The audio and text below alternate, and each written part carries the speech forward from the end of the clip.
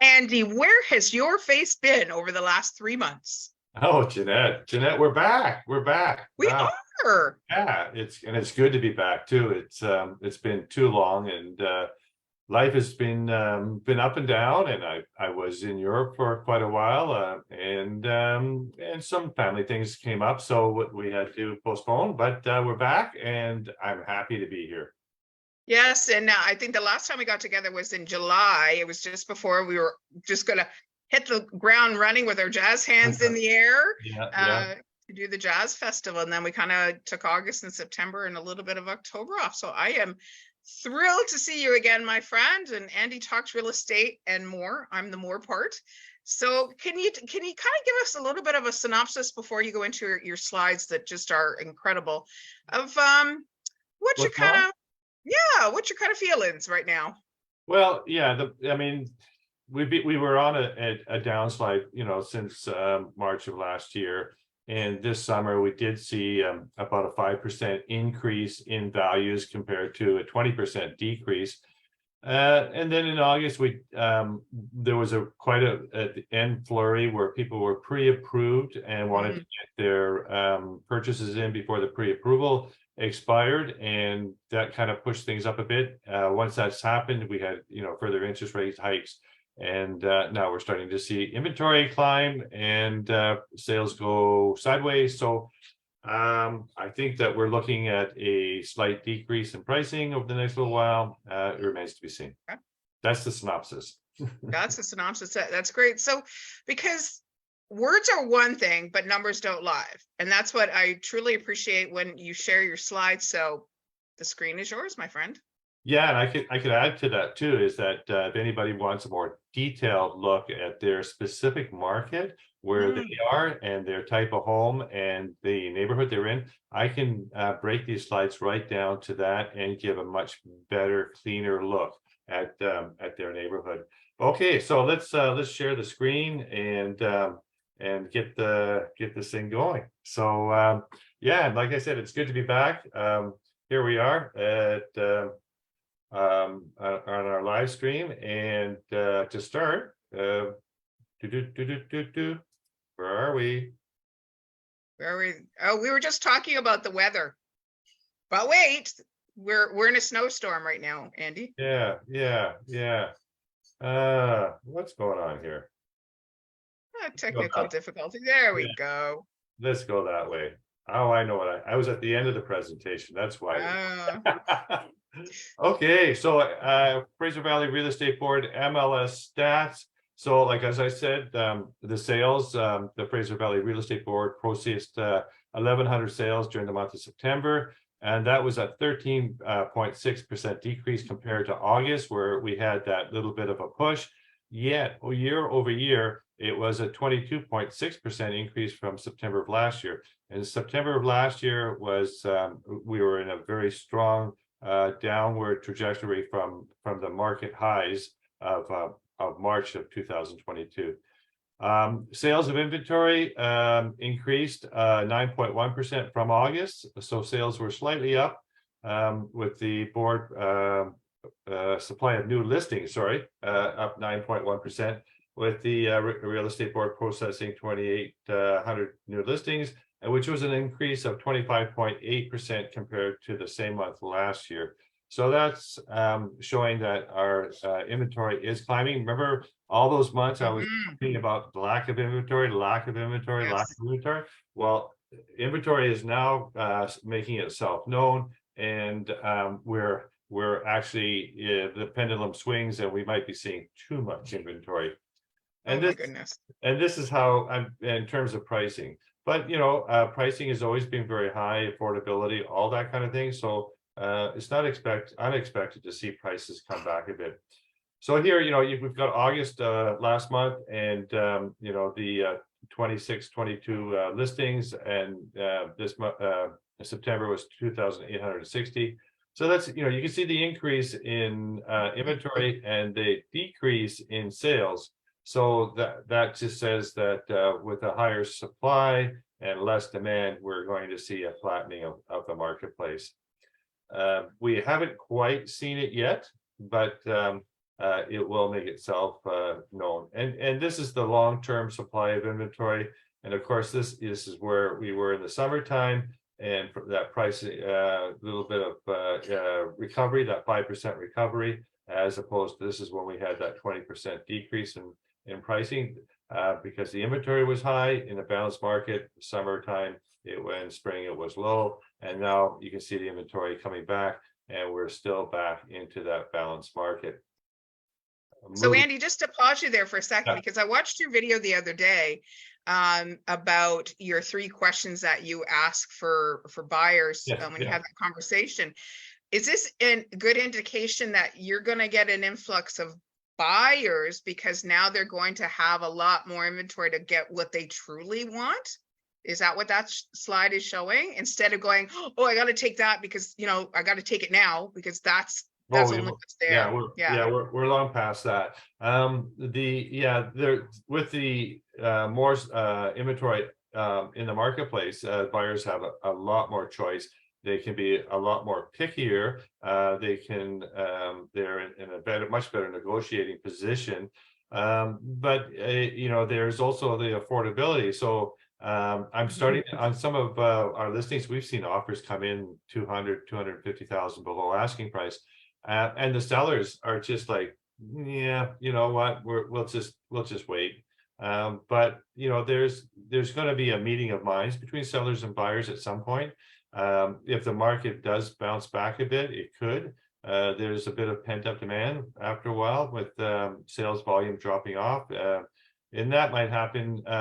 That could happen in January, in February, if we see this trend continue. But yeah, now is a good time to start really seriously considering your purchase if you're looking to buy. And not only that, but you know, my question is, you know, what makes it an optimal time for you to buy? What in your life makes it the reason to move forward? And if you don't purchase, what are the consequences? And you know, that could be like a growing family, that could be moving, that could be family situations. It could be all sorts of things that motivate you to purchase a home. And you know, you need to understand where you're going and why you're going, and that why is so important because it dictates on your timing. Thank you. Yeah.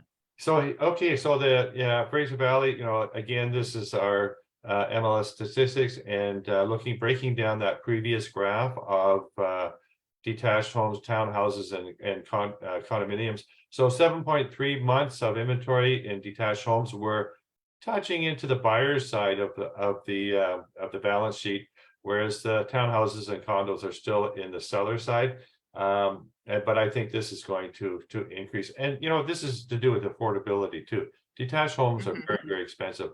And two, I've just noticed, and this is something to think about for the future, is that municipalities are starting to really push to have more apartments and townhouses built and not as many detached homes. So the people with detached homes, after a while, you know, there's going to be so few of them that they're going to go up more in value, or they're going to hold their value more.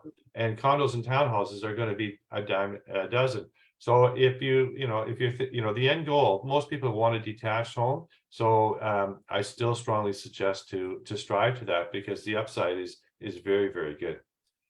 So here's the Fraser Valley Housing Price Index, the HPI, and you can still see that, you know, we're still on an upward trajectory, but I really think this is going to change. I can see it, I can feel it in the marketplace as I'm dealing with my listings and purchasers and sellers, that this has already gone through the hump. And even more so if you look down into Langley, you know, the detached homes we're touching. Langley's always performed better than the Fraser Valley as a whole, and that's why our inventory is still at 5.4 instead of 7.3 months, and we're not quite into the balanced market yet, and condos and townhouses are still a little scarce to come by.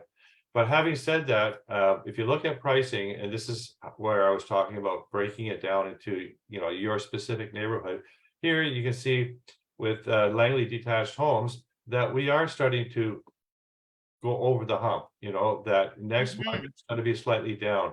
That you know, we're at 1,638,700, and then this month was 1,636,000.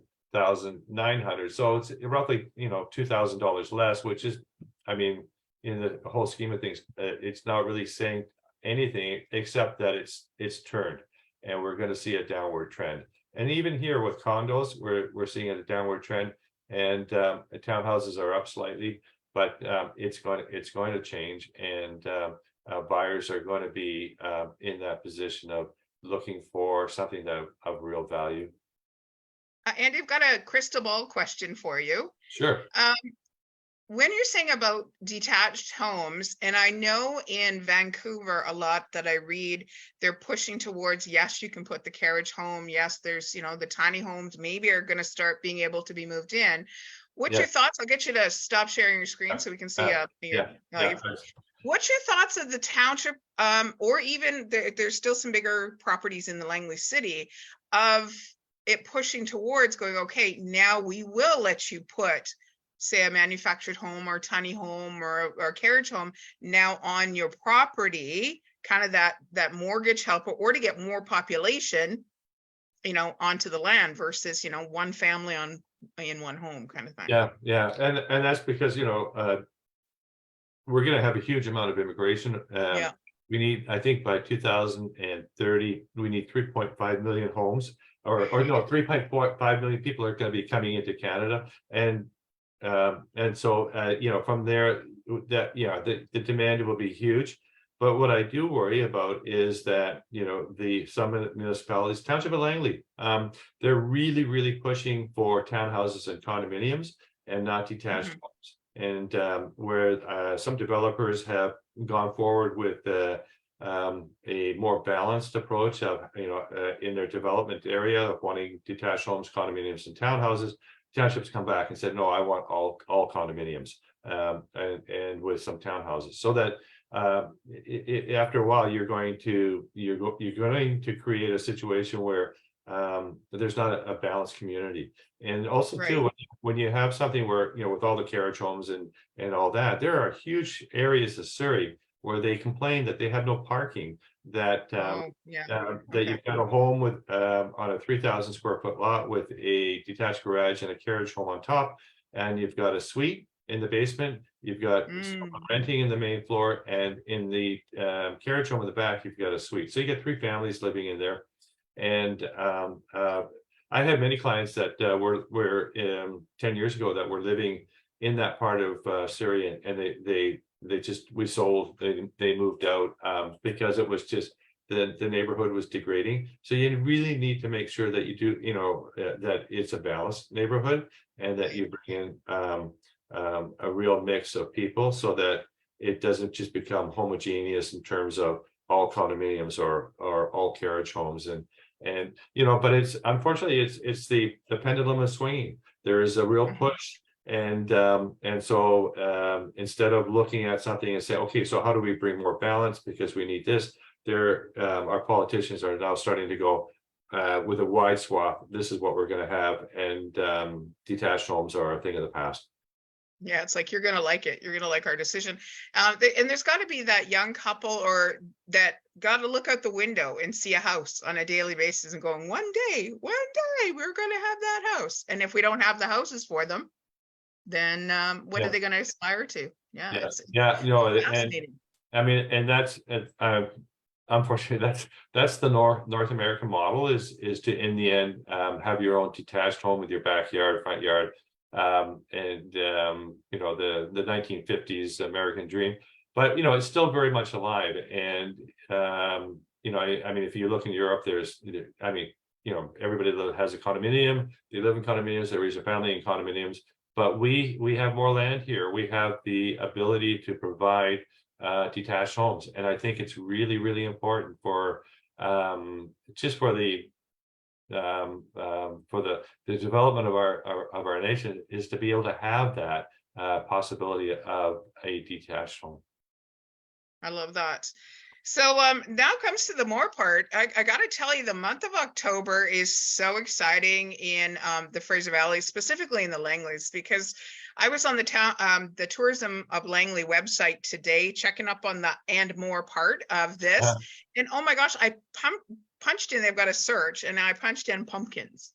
And it's like, what's happening with the word pumpkin? And oh my gosh, there was so many events in all the different markets, from Eagle Acres and Alder Acres and Crowsberry Farms, and all these great things happening till the end of the month, because Halloween is a few short weeks away, to get out and really enjoy the fall. And that's, I love the fall. Layer up, off comes layers back up as it gets cool. So guys, there's tons and tons of stuff to get out and to enjoy the community.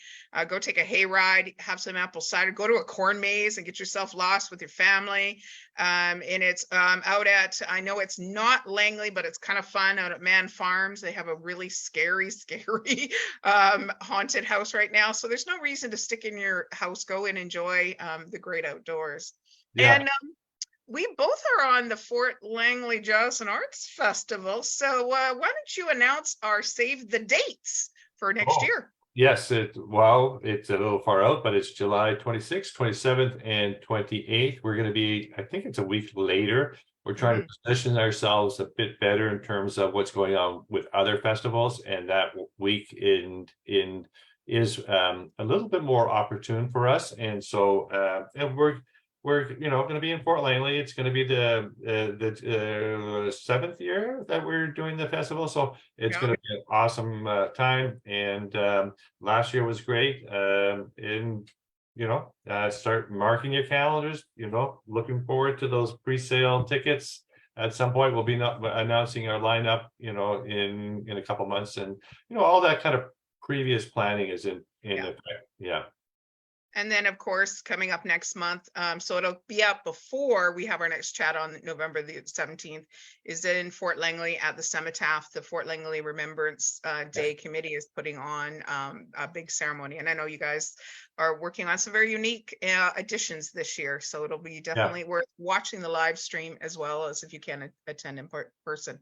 Yeah, so we're really, really working hard. We've got some extra funds this year. So from the township and from Veterans Affairs, and so we're going to have a much better sound system, because we have 5,000-6,000 people come out, and to facilitate sound so that everybody can hear is really important. Okay, so I'm going to leave you going to do my exercises for my jazz hands. And enjoy your day, Andy. I look forward to chatting with you in November, and let's see if what you said about the market actually happens. Though I'm going to say probably 100% it does, because you are definitely on top of what's happening in the real estate market. Yeah, thank you. Okay, well, until next month, Jeanette, we'll talk to you soon, and well, happy jazz hands. But have a great week, and enjoy the go get your pumpkin. Yeah, go get your pumpkin. Okay, bye-bye.